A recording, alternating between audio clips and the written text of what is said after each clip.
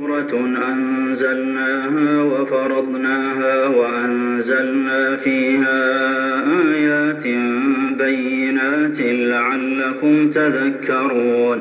الزانية والزاني فاجلدوا كل واحد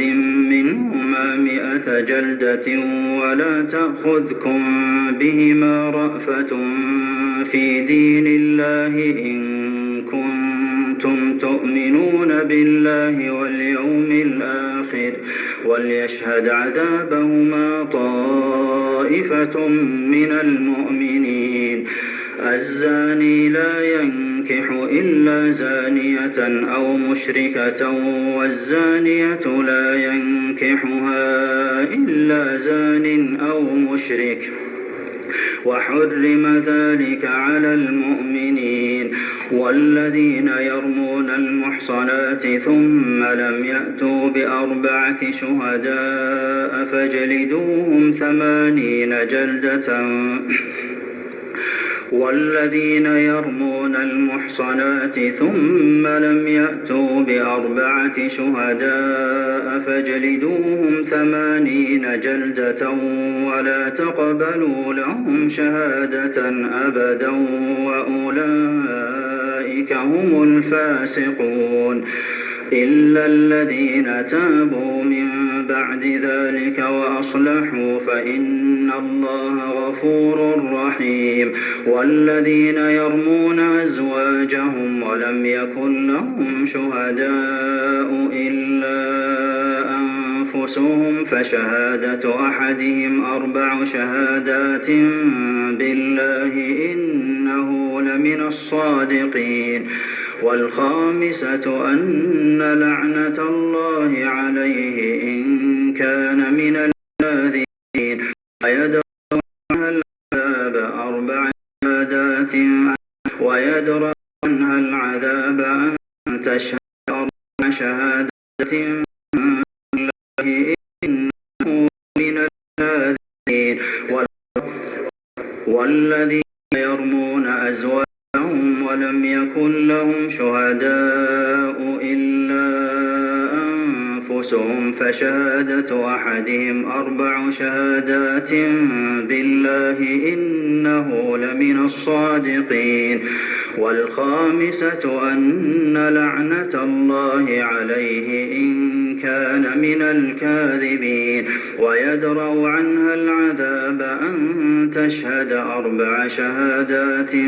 بالله إنه لمن الكاذبين والخامسة أن غضب الله عليها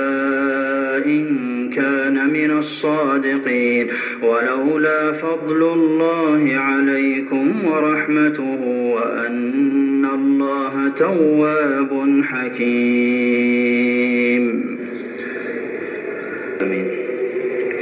إن الذين جاءوا بالإفك عصبة منكم لا تحسبوه شرا لكم بل هو خير لكم لكل امرئ منهم ما اكتسب من الإثم والذي تولى كبره منهم له عذاب عظيم لولا إذ سمعتموه ظن المؤمنون والمؤمنات بأنفسهم خيرا وقالوا هذا إفك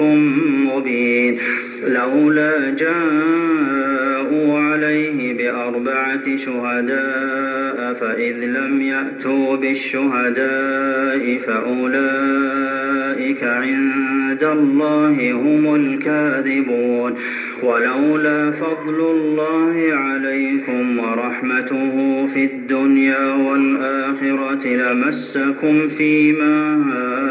أفضتم فيه عذاب عظيم إذ تلقونه بألسنتكم وتقولون بأفواهكم ما ليس لكم به علم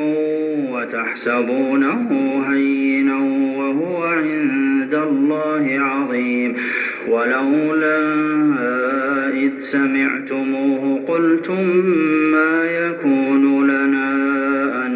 نتكلم بهذا سبحانك هذا بهتان عظيم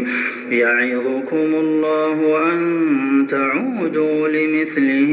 أبدا إن كنتم مؤمنين ويبين الله لكم الآيات والله عليم حكيم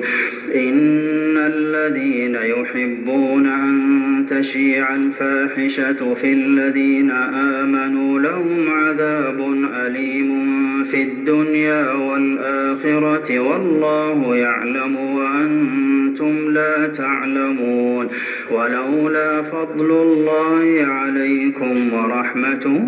وأن الله رءوف رحيم